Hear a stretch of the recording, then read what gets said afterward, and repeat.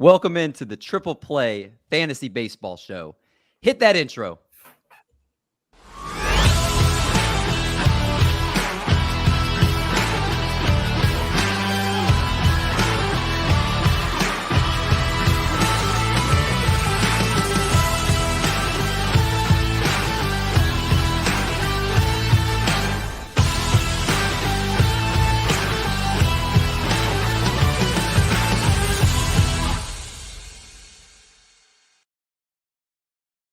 What's going on, everybody? Welcome back to the podcast. Welcome into another episode of the Triple Play Fantasy Baseball Show, a proud member of Fantasy Points and the Fantasy Points Media Group. D-Mendy here, joined by a little cheesecake and Doc. No Marty Party tonight. He's feeling under the weather, so make sure you go ahead and send him your best wishes. He should be good for next week, hopefully. But Marty Party, we definitely miss you. We miss ribbing on Art. We miss you for ribbing on Doc, too. Pretty much, we just miss you for ribbing on both the guys to my right, honestly. But before we introduce our awesome guests, little cheesecake, how you doing tonight? I'm doing really well, man. I'm doing really well. This was a fun show to prep for. This one of the ones where you just got to kind of explore a little. So I'm excited about tonight. We're all about exploring ourselves, exploring ADP. You know what? It's all open here. It's all good. Doc, how are you feeling? What is that, like a hood or something? You have like a neck rest? What's going on behind your head? No, it's a hoodie, man. It looks like looks like you have like a neck pillow. Okay, it is a neck pillow. You caught me, David. Yeah, it's a hoodie turned into neck pillow. You win. There you go.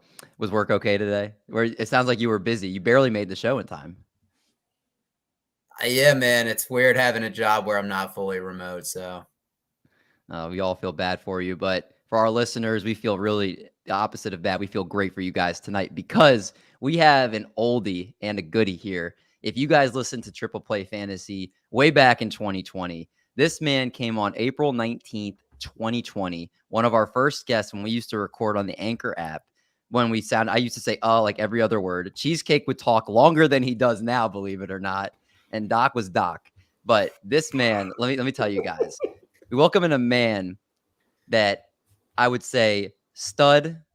I would say he's a co-host. I would say he's a writer. I would say he's a director. I would say he's just a fox. I mean, all the above.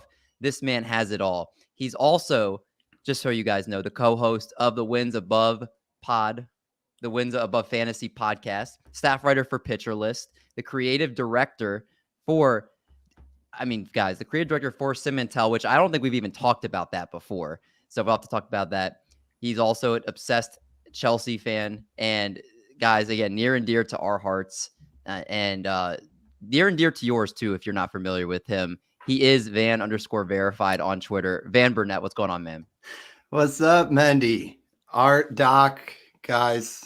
It's been a long 2.5 years since I was last on the pod, but Mendy had a chance to connect last week on Wins Above Fantasy, and yeah, I'm excited, guys. You know, I almost got the jitters after that hype intro, like the whole screen takeover. Like it was on one side, like the locker room, like getting pumped. On the other side, I was like, man, I kind of feel like the lights are bright right now, but I love it. I'm here for it. Yeah, I mean, again, this is cool because last time we recorded with you, we were just talking on an app, and now we're on StreamYard. Now you've got a very successful podcast. You obviously do a lot of great writing. You're doing a lot of great things out there right now. For the people that might not be familiar with your work or what you do, please tell our audience all the great stuff you're doing in the fantasy baseball space.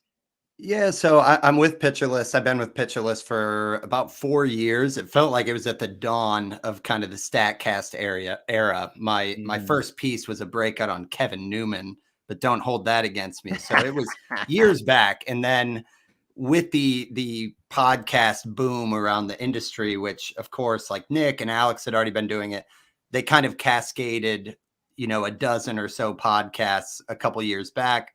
We all auditioned and they kind of assigned you pen pal style, like randomly. So I got paired up with Steve Gisueli, who I did not know. Steve is fantastic. He's since become definitely a friend away from home. He's based out in Jersey.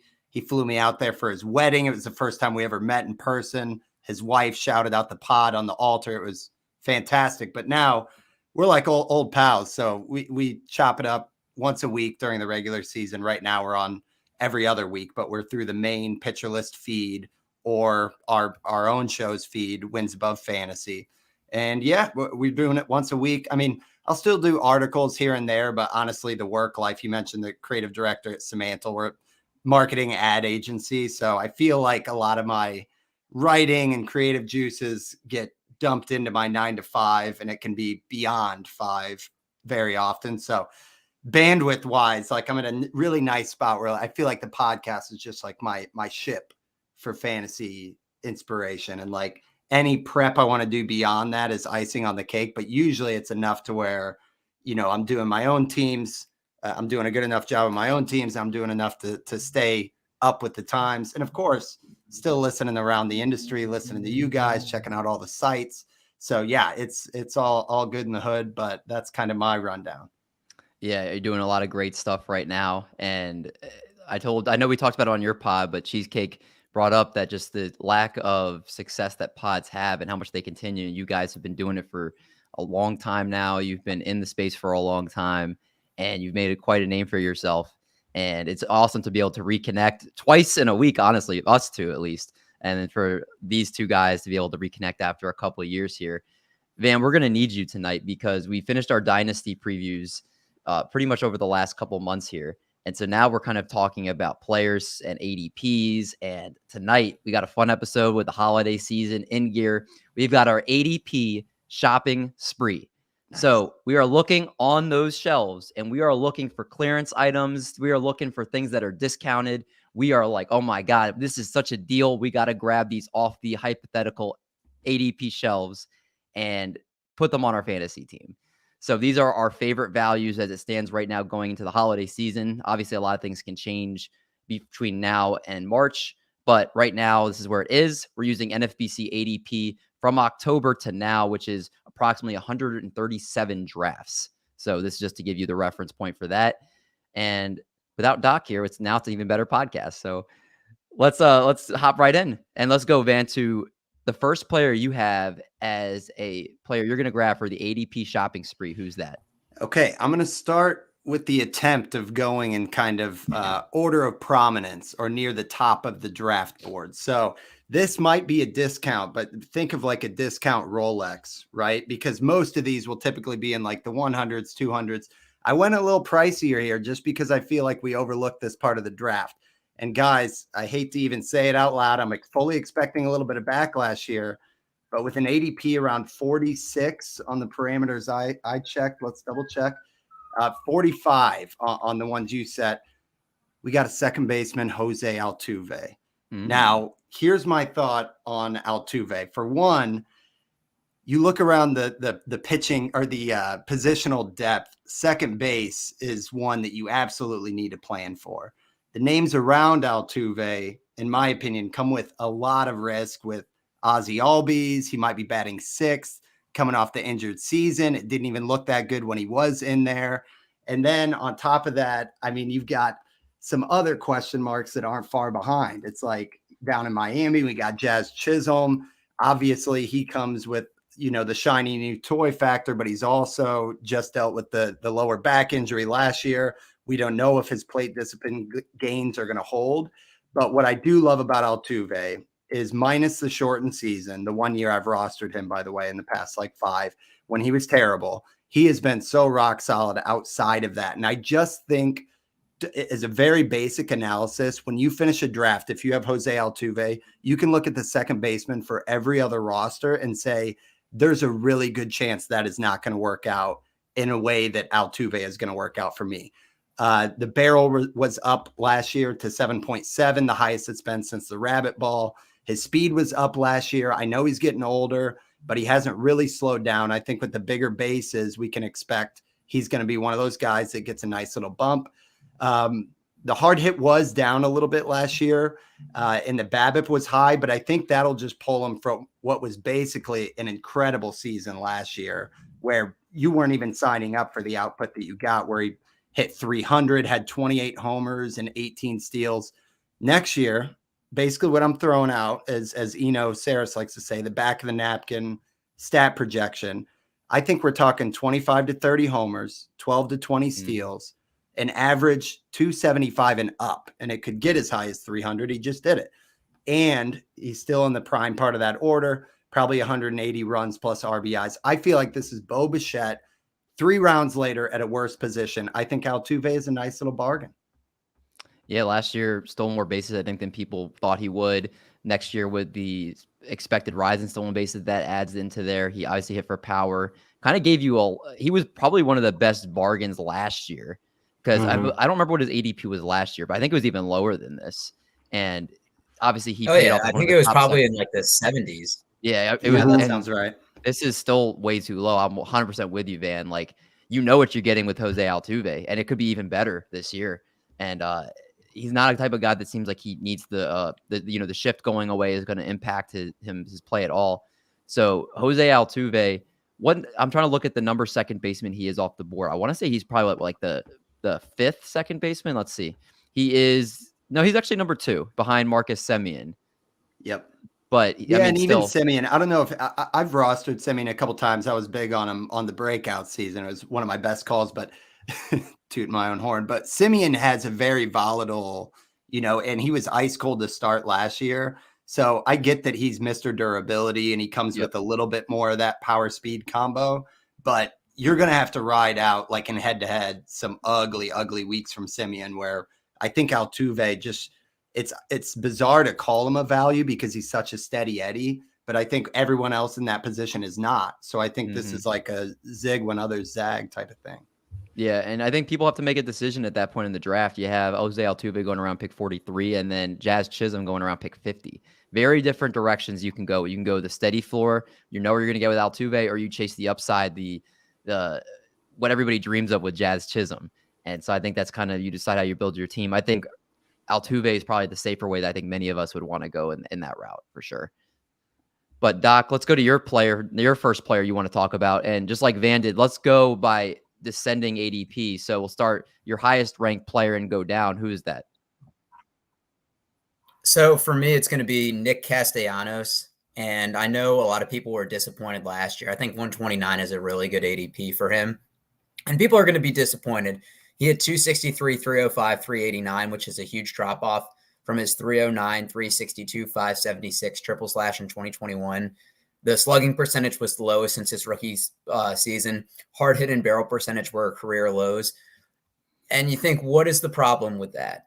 And there's a few things that I think that we can chalk it up to. The first, it's a big year in a big contract that he signed, 5-year, $100 million. And we've seen a lot of people struggle year one with that.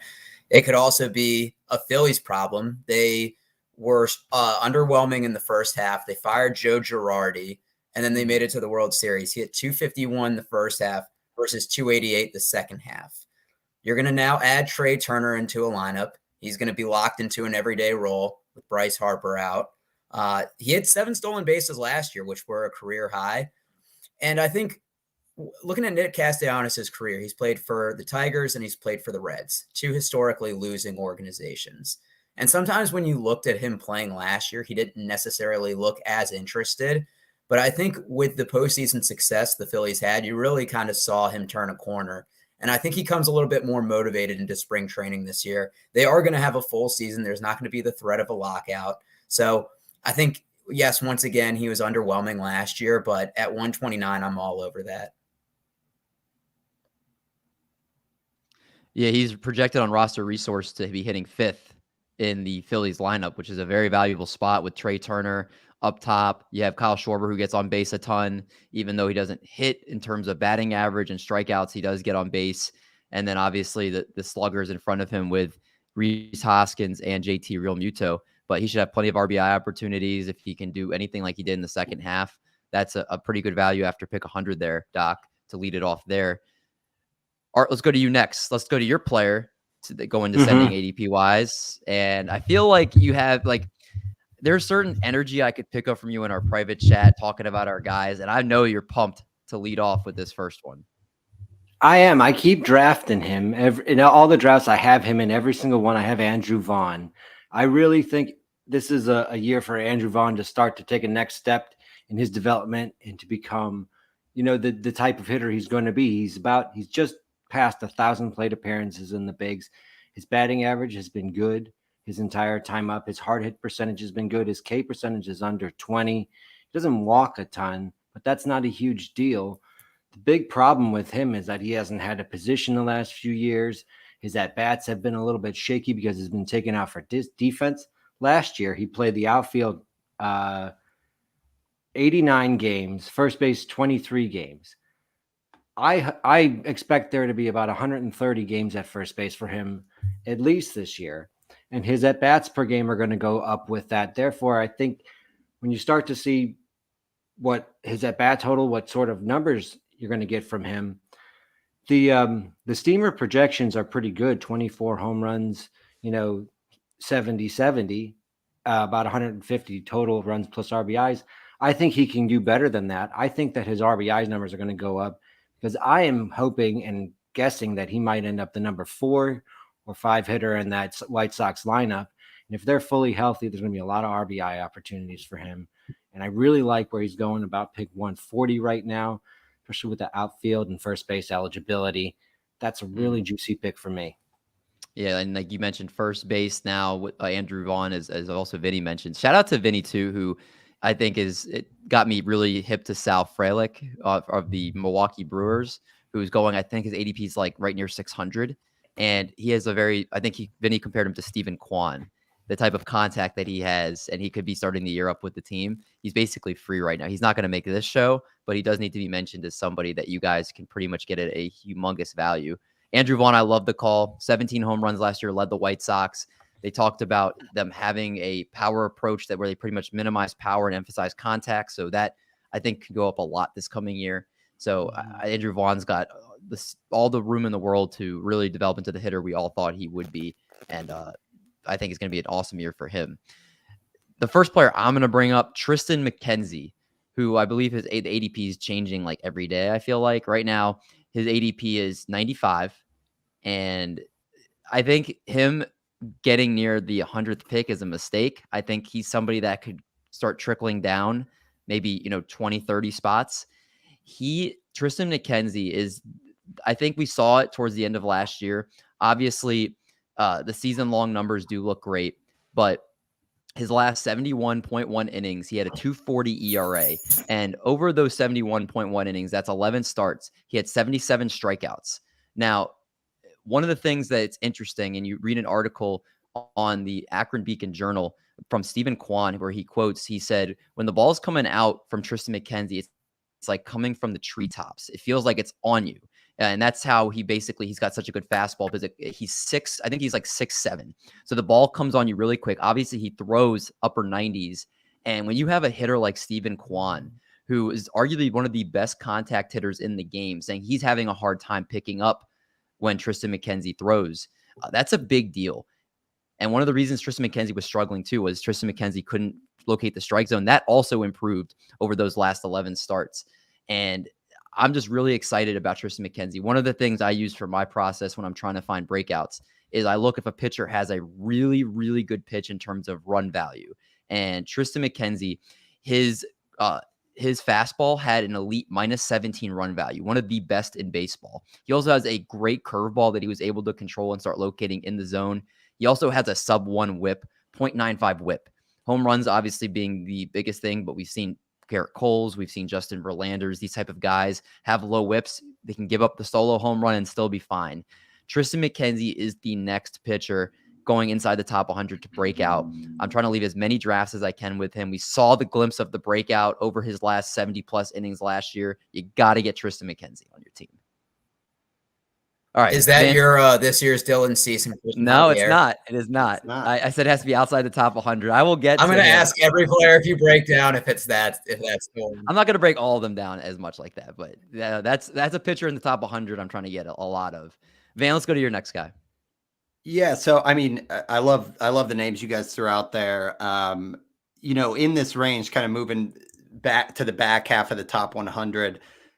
I do really still like Christian Javier, even at his price. I do still really like Vinny Pasquantino, even at his expensive 87th pick price. But I feel like those names are out there in the industry. So I'm trying, in the interest of giving kind of some fresh player breakdowns, Somebody I really like is Andrew Vaughn's teammate, Eloy Jimenez. Now, in our Pitcherlist mock drafts where we basically get grilled by Nick Pollock, I took Eloy Jimenez in round 6 at pick 62.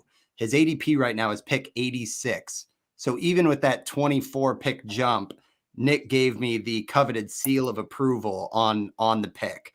And, you know, with good reason. This guy, if you remember, just a couple years ago, is being drafted ahead of Vladimir Guerrero Jr.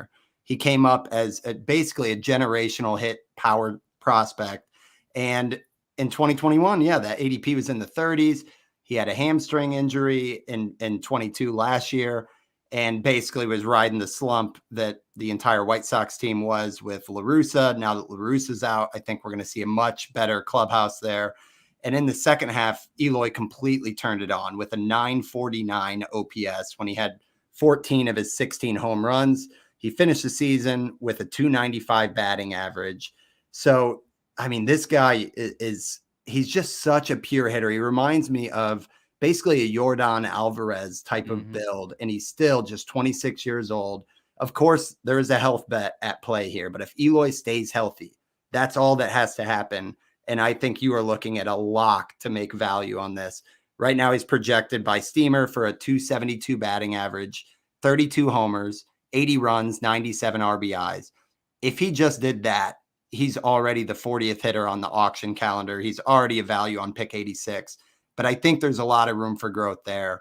The 270 average, like that was his XBA last year, but you got to understand he's going to outperform his XBA because he's always ran a high BABIP. He crushes the ball. Last year, he was third in the entire majors in hard hit rate if you slide the filters for his batted ball events. Two names he was trailing, Aaron Judge, Yordan Alvarez. That's how hard the guy hits the ball. He's 8th overall in the league in barrels per plate appearance, 9th in expected slug. And a metric I love, we don't use enough, that Alex Chamberlain came out with is the blast rate, which basically shows on his pitch leaderboard good barrels. So we all talk about barrel rate, but blast rate basically removes soft barrels that are kind of warning track power. Eloy Jimenez thrives on those blast rate leaderboards. And next to him, he's one of the lowest people on pop-up percentage. So anytime this guy hits it up in the air, there's a really good chance it's gone. And I just think when you're getting that in like the 9th round and on pick 86, I think this is a huge bargain. Yeah, I mean, I think the fact that he's not going to be playing defense is huge because we've seen glimpses of how great that bat is. One of the best power hitters. Totally. I mean, just everything about when you look at his StatCast page, it's everything you want in a hitter. But the health has been the biggest issue with him. With him playing a lot of DH, I think that's going to change a lot of things. And shout out to Triple Play's own the Fantasy Baseball Beat, because when they had Scott Merkin on the show, he talked about that when he first was expected to DH, he was not happy with the idea. He liked being able to play defense. He liked being able to be out in the field and kind of get into the game. But they basically worked with him towards the end of the year to get more comfortable with that. And they already told him, don't bring your glove this year into spring training. Just come bring your bat. We don't even want you to think about fielding. We just want you to focus on hitting. So he got that chance to adapt a little bit last year. And now it's not like he's going to be straight from the jump going to DH only for the first time. They've been pretty much kind of leading him to this point. So that's kind of why he could hit the ground running right away. And like you said, he's a tremendous value where he's going right now. Yeah, all the more reason for that Alvarez comp with Benintendi in there. Yeah, he can just not get injured and crush for all of our teams. So yeah, great call on that one. Right. To hit the over on the Eloy. This might be the year that I draft Eloy. I mean, yeah. And Vinny's also a big Oscar Colas fan, but that Andrew Benintendi signing, man, that has to hurt. Oscar Colas, I think, was one of the guys people were looking at towards the end of their drafts to try to grab. And I would wonder if he gets a spot at an opening day at this point. I don't know. That'll be an interesting question. We'll have to see how that plays out. Doc, let's get your second player. Ty France at 167. I feel like you talked about him last year too. Didn't I look you? at the outfielders going. Didn't you talk about him last year? I did not actually. Maybe think of someone else. He definitely was brought up on this podcast. Okay, good. It wasn't from me. I've never rostered him before. You look at the outfielders around him. Harrison Bader at 166, which I think is good value also. But Mitch Haniger at 172. and Oscar Gonzalez at 174. Don't you I talk like bad Ty about Oscar France the best Gonzalez. out of all of them. Don't you dare talk bad about Oscar Gonzalez. That's one of my guys. I like do Ty France better at 167. All right, do you want to make a perfect. bet? So you can tell me that you want to why make a like bet? him better. You can like. What are we betting? All right, you and your little delay. All right, let's make a bet. Who has a better fantasy season? Or do you want to bet who has better numbers? What are we betting? You want to bet $20? You tell me what you want to bet. 20 Are we doing Razzball Player Rater? Yeah. Got to go Player Rater. All right, we'll do Razzball Player Rater. Oscar Gonzalez versus Ty France. Okay, we'll bet $20. Okay. Are we, All right, go ahead, finish are we your doing tie, any finish your injury tie caveats? France. Yeah. Bet is moot if they don't play 120 games. 120 games. That's a deal. All right, go ahead, Doc. Finish your tie France. Well, it shouldn't be a problem for Ty France because he's been durable the last 2 seasons, playing 152 and 140 games. His strikeout percentage has gotten better each year as he's gotten more playing time and he's seeing the ball better. A little bit dip in the walk percentage. Home runs are going up each year. They just added Teoscar Hernandez. Roster Resource right now has him projected to hit second behind J-Rod, who's arguably the best leadoff hitter in baseball and will be in scoring position many a times for Ty France. So the counting stats should go up. And in case you forgot what he did the first couple months of last year, in March and April, which was 21 games, 337, 5 home runs, 21 RBIs, up that average up to 355 in May with 2 home runs. He's only 27 years old. I think Ty France is such a value at that point, and he's going to make me $20 also. He does not hit the ball hard. I want to say, let's look at his second half numbers because his post All-Star break numbers, 229 batting average, 287 OBP, 390 slug. Yikes. And I know that there was that injury there, but are we going to blame the injury for that from going 308 to 229? I mean, goodness gracious. Yeah, there was an injury for that, but I mean, still hit 9 home runs, had 11 in the first half. I will say the thing about you, he's not going to give you stolen bases. I'm willing to admit that. But zero, yeah. I think everything else he can. Okay. Meanwhile, Oscar. We need to skip Art and you talk about Oscar Gonzalez. All right, yeah, I'll go to Oscar Gonzalez and then Art, you can go. So I'm not going to spend it. I have other players I want to talk about a little bit more. Oscar Gonzalez, I really like this year. He's going right now, pick 175.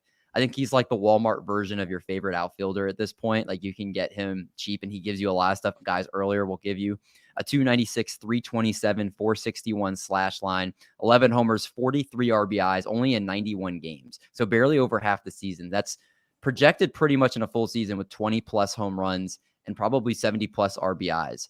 Seamer has him projected for a 275 batting average, 21 homers, 73 RBIs, and he's projected to hit 5th in an improving Cleveland Guardians lineup that has Jose Ramirez, that has a bunch of guys in there, Stephen Kwan leading off.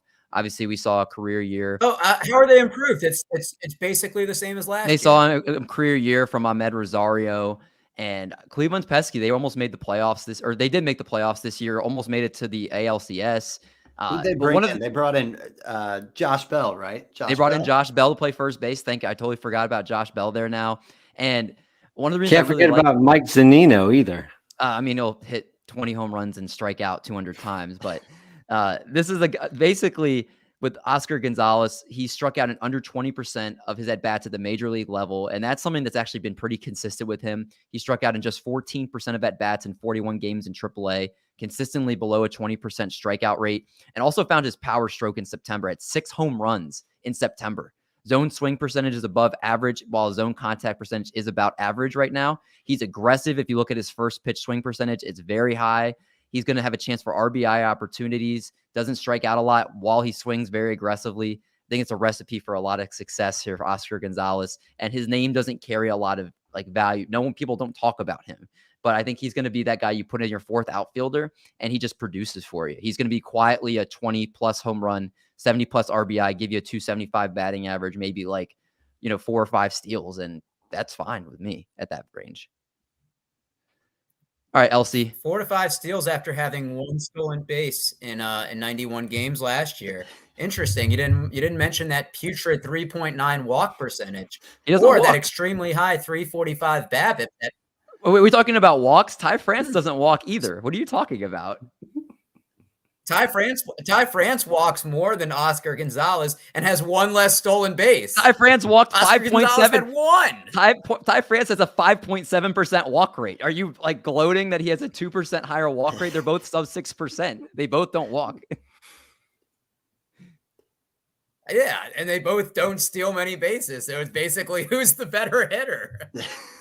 They both hit for a similar batting average. Ty France just had over 600 plate appearances. I'm going to be watching both of these guys all year and thinking about this conversation. That's all I'm going to be thinking about, either one of these guys the entire year. We should put out a poll. We'll see. We'll put out a poll. I'm just thinking about how I want that $20 paid to me. Oh, I want $20 worth of Bitcoin. You did the same thing in a football bet we were making too. So, and that didn't turn out well for you. So this time we're making the deal. So and you should have. And you should have bet me as well. And I won another football. Right, we've spent enough time on this. Let's go to a little cheesecake for his next guy. Well, I mean, I almost feel like skipping because I looked at the draft price and I'm like, oh, that's a good draft price. And now I'm about to say the name and I'm like, am I going to be the guy telling you to draft Noah Syndergaard again? Oh. And yeah. The Dodgers could do what the Dodgers do. Yes, I was out on him though. Kind of interesting. So I'm here to hear your thoughts, LC. I mean, he went to the Dodgers just to get into their training program, just to get into what helped them with Tyler Anderson and what's helped them with guys like Tony Gonsolin. Since he signed, you have to go to all drafts in NFBC to find any drafts since he signed. No draft champions. He's up to about pick 293, but that's only like 6 or 7 drafts since he signed with the Dodgers. I think that's a pretty good price for him right now. If you start going up the draft board after him, like the next pitchers are Justin Steele, Hayden Wesneski, Jose Urquidy, Eric Lauer, Marcus Stroman, Tyler Anderson. I honestly think that's a pretty good spot for him to be living. Mm-hmm. And my one thought on this is that if you are looking at your ADP and you say, oh, let me get the last 20 drafts, last 15 drafts, which is normally pretty good.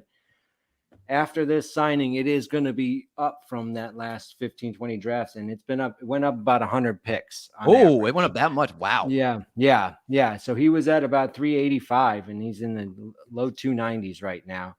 I don't think he's going to, who knows what happens, but I don't think he's going to get a ton more helium from there. 250s maybe. Yeah. But I like that draft price for him. He pitched 134 innings last year. He's healthy. Mm-hmm. His velocity was down. So, I'm fully just going, the Dodgers got a great season out of Tyler Anderson, whose K rate was 7 per 9, pretty close to the 6.8 per 9 that Syndergaard put out last year. And he's one more year back pitching. Maybe the arm's gets a little bit more life. It's at that price, him or Jose Urquidy. I mean, I might go Syndergaard there. That's what I'm saying, I think. And WPC points out Dodgers don't have Walker to take over this year either. Don't have Walker Buehler there. So that's, a good chance for him to hold the job in the rotation. There's one less dominant arm to have there. Dodgers always throwing a bunch of different guys in the rotation though. But I mean, Syndergaard, I think, is one of those picks that you could blow up in your face or you could be really good, but that ADP, it's not like you're investing a ton of capital into him. So I can respect that call for sure. Dan, let's go to your next pick. Sure, I do. Well, I got a couple here. I'm going to jump out of my descending order here because it's a nice little segue for what you were breaking down. Because another guy Dodgers turned into a superhero last year was Andrew Heaney. And at ADP 231, I'm definitely intrigued here, guys. Obviously, the move to the Rangers. Obviously, he had the injury last year, and then we waited, and we saw that kind of 2-start showing that he had was not only legit, but then there was more on top of that. And what he put together, I just don't think we're even talking about it enough. 72 innings, 110 strikeouts, a 35.5% K rate, and just a 6.1% walk rate. We talked about Mendy, how K minus BB is one of the very best indicators, and they don't get much better than 35 minus 6. And the ratios were good too, with the 3.10 ERA, a 109 whip. We've got to remember that this weird game Lucas Giolito's happen where you wait and wait and wait, and then it finally clicks. And I felt like we've all been burned by Heaney at least a couple seasons in our fantasy careers. But what he did last year was substantially different. He brought the slider back for the first time since 2016, and he used it 32% of the time. So massive from the slider, and it was elite, a 25% swinging strike rate, not a whiff rate, a swinging strike rate where the league average is typically like 12, 13, double that. And that's what Heaney was doing with the new slider. In terms of the other pitches in the mix, the fastball actually had the 5th highest CSW of all fastballs in the league. Second most horizontal movement in the majors. I know you love the movement over there as well, Mendy, from our talk last week. And this guy basically follows the Blake Snell blueprint that Nick Pollock always talks about, with high heaters and low breaking stuff. The high lock or high location was higher than average on the fastball. The low lock on the slider was way above what the league average is as well. So looking forward, right, he's with the Rangers. He won't have the Dodger magic with him. But projections right now, I think they're kind of scratching their head. They just gave him 140 innings, 162 strikeouts, and said a 3.57 ERA, a 113 whip. I think that's pretty dang good. But if, we were talking about guys like Verlander and Carlos Rodon, I'm willing to bet on a pitcher going from 130 inning projection up to 160 or 170 if that's all it takes for them to be an ace. Now, maybe he loses everything that he gained last year. We'll know pretty quick, cut bait and move on. But he's got another guy who's fastball, slider, changeup on his team now who's pretty good, named Jacob deGrom. I just think the whole thing is very interesting to only have to invest pick 231. We wouldn't be shocked if he ended up showing us more of what he did last year. Now, let me ask you this, Van, before we move on to the next player. Do you think when the Dodgers are teaching these guys the new approaches to pitching, do you think it's something that once they get traded from the team, they just seem to lose it all? Or do you believe that once they learn it, that they take it anywhere and they can have those same type of effects? Obviously, the run support with the wins won't be the same, but you would expect hopefully that the results that we saw would be similar, right? Are you, where on the fence do you feel like if you had to say right now, do you think those results translate to a different team? Or is it just when you're with the Dodgers, it's just that weird magic they work on you? Yeah, I think it's you've got to kind of pull them down a little bit, but I think that to throw an arbitrary number at it, I think you can expect 80% of the gains and then cross your fingers. But when I think of like a Hyunjin Ryu or a Kenta Maeda, yes, current state, those are bad examples. But if you remember, right, when they changed environments, there was still a lot to like from a fantasy standpoint.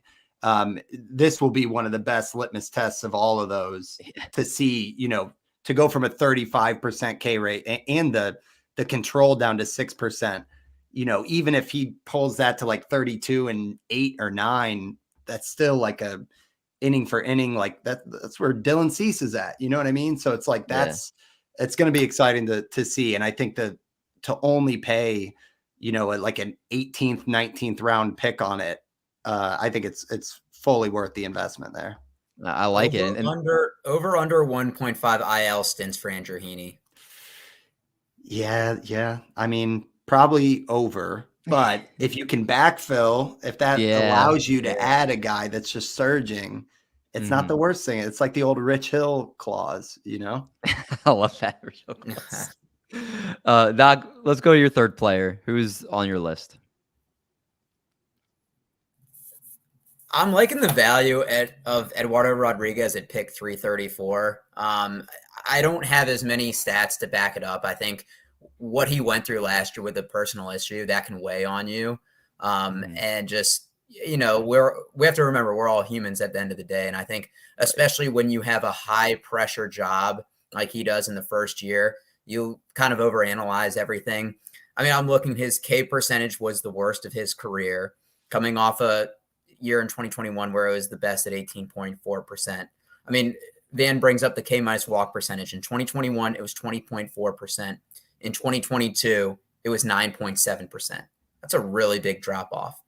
And I think that weighed on him as well. The first half ERA is 4.38. He took some time off. He had a 0.81 ERA in August, thrown 11 innings, and his second half ERA was 3.81. He plays half the games in Detroit, where it's a pretty pitcher-friendly park. He had a 3.8 ERA at home. This is a guy that has been an innings eater. He's been pretty durable. I like him in a best ball format because I think he's going to give you solid numbers throughout the season, barring anything personal. But I just think, once again, we're playing a little bit of recency bias. He's a good pitcher. He's not great. I'd say he's a solid SP4, but in the 300s, yeah, that's fine with me.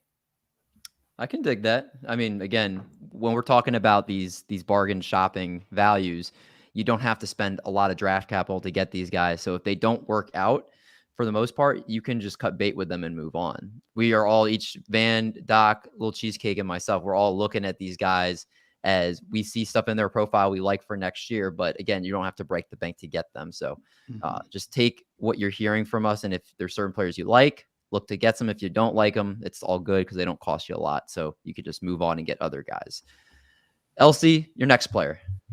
Jose Siri going at pick 319 on average. I like Jose Siri. He's going to be starting center fielder for the Tampa Bay Rays this year. Looking to get hopefully 500 plate appearances down there. I hope maybe more. He's a good fielder, so that'll help. Now, if you look at his season-long statistics, they are not good. He batted about 207 on the season, but in Tampa Bay, he hit 240. So there's a person. Jose Siri is someone who has pop in his bat. He's got some speed. He hits out. He has a good launch angle, 15% launch angle, 15-degree launch angle, max EV about 112. That's a little bit of power right there. He could be a home run source.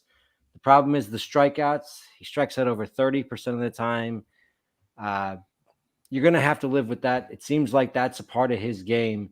But with the speed, he had 14 steals last season, only 300 plate appearances. You could be looking at a potential 2020 guy going past pick 300. And if he's hitting 230 but getting you 2020 down there, that's a great value. Yeah, I love it. Jose Siri after pick 300, man. Take the chances on him. LC, is he somebody that, I know you're talking about him as a value. Do you think you'll be drafting a lot of him this year? Yeah. They like him and they like his fielding. And, they had a Rosarena down there. They kind of like that profile. He's a little bit more swing and miss than a Rosarena. So I would like to see his contact get a little bit better. But, he's someone who Houston trusted to put in the playoffs in his rookie season 2 seasons ago. And then Tampa Bay got him and played him in the playoffs last season. So there's a lot of trust in him for next season. I think he's going to get the opportunity. And with that power, I think there's upside. I like it. This next player, I'm not going to go into him, so I'm going to go to another player. I was going to say Jose Abreu. Do we all love Jose Abreu at pick 113? I do. Oh, yes. Yeah, no way that stays. I think that's speaking to the obvious here. I have a lot of stuff about it, but I think we're all on board with it. If you see Jose Abreu pick 113, he's an incredible value. Please go get him. The player, I'm going to jump way down, and I'm going to go to pick, I believe he is going right around 415, and that is Sean Manaea, the cover boy of this video. So yeah, this is one of the pitchers I'm going to be grabbing a lot of this year. No, Eric, this is not the Dylan Cease pick. But Sean Manaea, for those that don't know, been a pretty much a league average player for most of his career, a 4.07 ERA and a 4.06 FIP. And basically what he's been doing, his bread and butter, as you could say, is low 90s sinker, and he throws it over 60% of the time. Now in 2022, that pitch had 2.5 fewer inches of drop than sinkers thrown in that similar velocity, right around in the low 90s. And also an inch less horizontal run. That's from an article on Fangraphs. Now, Sean Manaea was killed by the fly balls last year. He had a 1.65 home run per 9, which ranks second highest among all pitchers with at least 130 innings. And the highest by far of anybody that basically uses the sinker as their primary pitch. His 4.96 ERA and 4.53 FIP were the worst of his career, but you look, he had a 3.90 SIERA and a 3.96 xFIP. So you can tell that there was a chance for some regression. And I do think there will be regression when it comes to the fly balls. because he was basically more closer to a 13% home run to fly ball rate. Last year it was nearly 15. Now, the biggest reason I am in on Sean Manaea for next year, there's the narrative, obviously, that San Francisco Giants, they work magic with their pitchers. But specifically, there's a player we call Spider-Man on this show named Logan Webb. And Logan Webb adopted the seam-shifted wake to basically leverage his changeup and his sinker. And guess what Sean Manaea's top 2 pitches are? His sinker and his changeup. Now, for those that don't know what seam-shifted wake is, it's pretty much the ball is coming out the same axis, similar velocities, and similar spin rates, but the ball moves very differently. So it looks like the ball is coming in the same way, but it spins in a completely different direction. And the Giants are a team that actually use that approach more so than a lot of other teams out there. Now, the fact that Logan Webb has a very similar arsenal, and we've seen what Logan Webb has turned into, I am very intrigued with Sean Manaea. Again, he's going after pick 400. So he's free. He is free. He's going to the San Francisco Giants, has a very similar profile to the reclamation project they worked on with Logan Webb, who was awful and then became something extremely special. I think you guys got to give Sean Manaea another chance. I think he is going to be a very serviceable pitcher, especially after pick 400. I think he's an absolute value this year. Doc, one I'm is going to let 26 and one is 30. One is 26. 30 is not old. 30. 30 is not old. Is that your argument? Well, I think when you say they figured or they helped change Logan Webb, that's a young developing pitcher who's been doing this for 2 years. It's because of the profile. And then Sean Manaea. The profile is very similar. Sean Manaea has a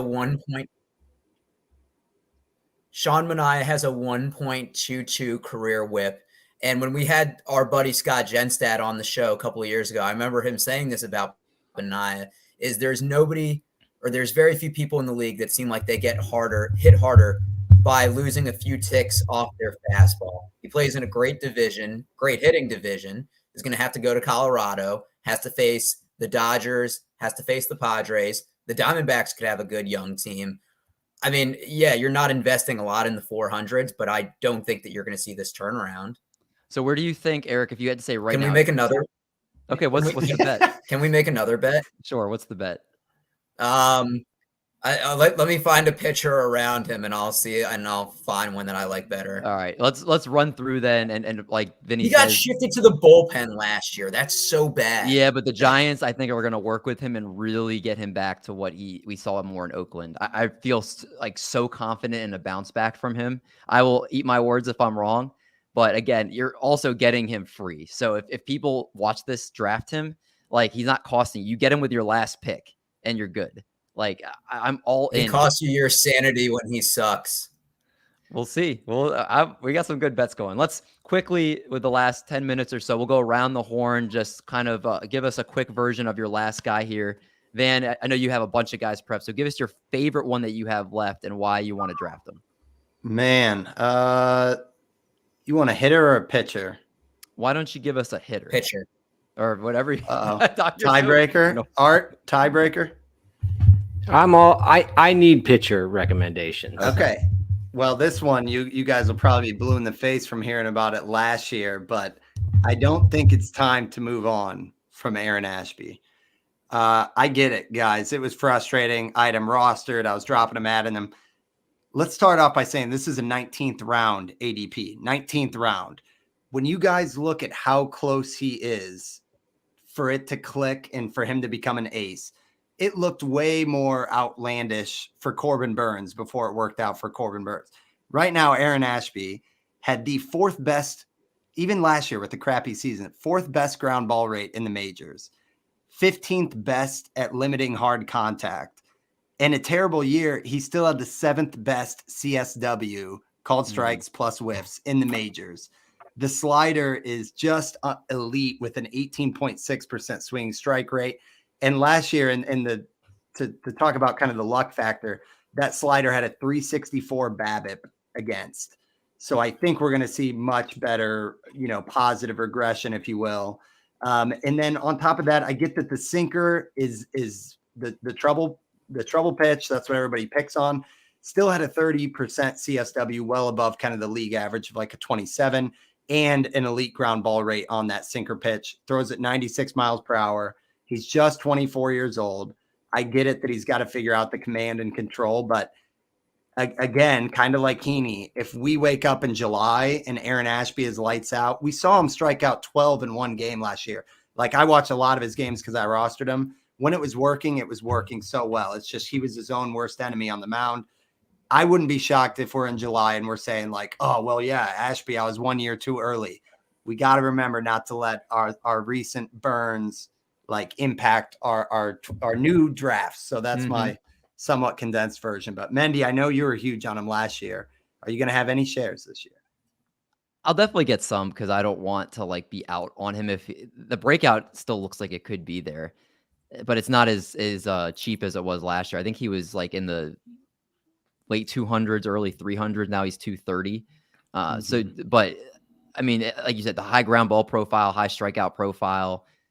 I mean, he's electric, and the Brewers definitely have a track record of developing these guys. So I want Ashby this year. I'm not screaming from the rooftops like last year, but you definitely did nothing to sway me away from wanting to take him for sure this year. You're very convincing, even after someone like me who had him in probably 3/4 of my leagues was hurt by him. He's very exciting for next year. One quick thing is Britton adds, hey guys, late round flyer Letmus Diaz just signed a 14.5 2-year deal with Oakland. He's going to play every day last year. Outfielder, second base, shortstop, third base, first base. ADP 634. If you guys do not know Britton Allen, during the season, he does lineups where he talks about guys that are playing every day that you might not know you could pick up for your fantasy teams. This is the type of player. That's why Britton is the man. So Britton brought that in there. Letmus Diaz going at pick 634. Make sure you guys keep that name in mind with the chance he could play a lot in Oakland next year. Love that. Doc, give us your player real quick, kind of as quick as you can here. I love Braxton Garrett at 366. It's the 24th round in a 15-team league and a 30th round in a 12-team league. He had 17 starts last year, won at least 5 innings in 9 out of those 17. 2 games had 10-plus Ks, so we see the upside from him. He's someone that does a very good job of keeping the ball in the ballpark. In 2021 across 2 stages, AAA, 34.1 innings, 0.79 home runs per 9, 88 innings in the majors, 0.92 home runs per 9. The BABIP was 321. I think that goes down a little bit. His chase rate is in the 87th percentile. We talked about the fastball slider combo. He throws a slider fastball combo. The slider 32% of the time with an XBA of 213 and a fastball 25% of the time. And I want to give another shout out to our buddies that do the Triple Play Fantasy Baseball beat when they interviewed Craig Mish. And on a team like the Marlins, where they seem to get new owners, they seem to get new managers, they're keeping Mel Stottlemyre Jr. as their pitching coach. He's been with the team since 2018, helped being responsible for Sandy Alcantara's breakthrough. You know, he had a lot of really great things to say. The players respect him. He figures out a great way to kind of maximize their strengths on there. And we saw it from Braxton Garrett last year, and where you can get him. I don't think there's many people that can give you that double digit and K upside that he can. Yeah, and he's with the Miami Marlins that obviously develop pitching as much as any team out there. And yeah, I love the call, Doc. I could see Braxton Garrett. He showed up last year. Great to see you too, Britton. Glad to see you're doing well. Hope you have a great, happy holiday season with your family, man. Elsie, your last player. I want to just give a little bit of good news to our DC area listeners and our friend Aubrey, who took place in the best ball draft. I am monitoring the DC outfield. There's a position that looks like it's going to go to either Stone Garrett or Alex Call, both going super duper late. Stone Garrett, 572. Alex Call picked in the 700s. One of them is going to start. They're post hype sleepers, but they both have good hit tools. Garrett has a lot of pop, and Call's sort of a better overall hitter. I'm monitoring that. I think, DC's a pretty good place to hit. With their hit tools, they could be a really good late 50-round draft and hold outfielder. If you're looking for one late in the draft, Alex Call might be the favorite heading in, but Garrett's got a lot of pop. I love it. And I believe, actually, if I'm not mistaken, Vinny talked about Garrett. He also talked about, did you say Gavin Stone too, right, LC?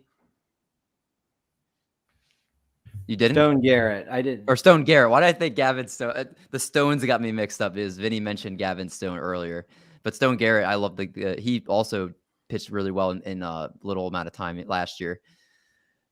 I don't know if I have the time to go all into my Dylan Cease this year. Should we just save that for another episode? What do you guys think? Yeah, you're on the clock, Mendy. I don't know that I trust. Yeah, that you tell can us. Go through it quick enough. I don't know if I can go through it quick enough. I promise you guys, I will talk about him in the position previews. And you probably, if you're listening Now to, that's a professional tease. oh yeah, he will be mentioned. I'll be on the CBS podcast tonight, so I'll probably drop the name there. But if you guys don't listen to that, I will be bringing the name on here, especially because Marty isn't here too. I gotta stay with Marty's reaction too. Van, you're awesome too, but I gotta have the whole crew to. So we'll do that. I promise you guys we'll do that in the next couple episodes here.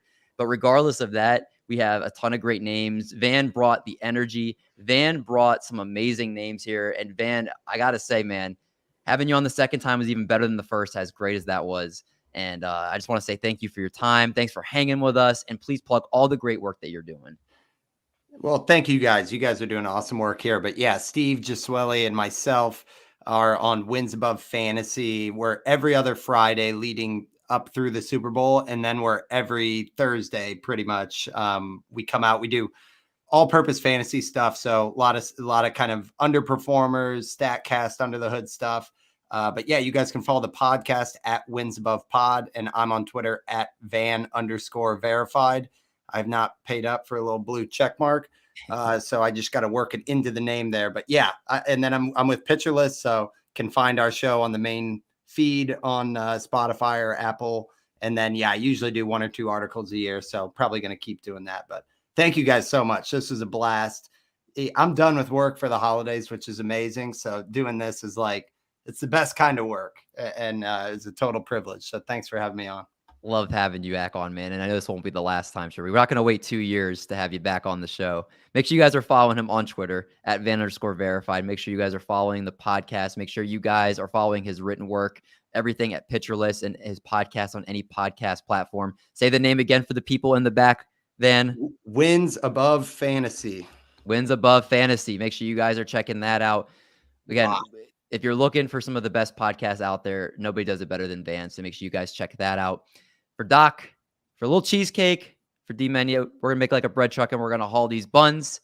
Have a Merry Christmas, a Happy Holidays, whatever you celebrate. Hope you guys are safe. Enjoy the time with your families. We'll be back next week, hopefully with some Marty party action and another guest. And hope you guys stay safe. I already said make like a bread truck and haul these buns. So see y'all next week. See you.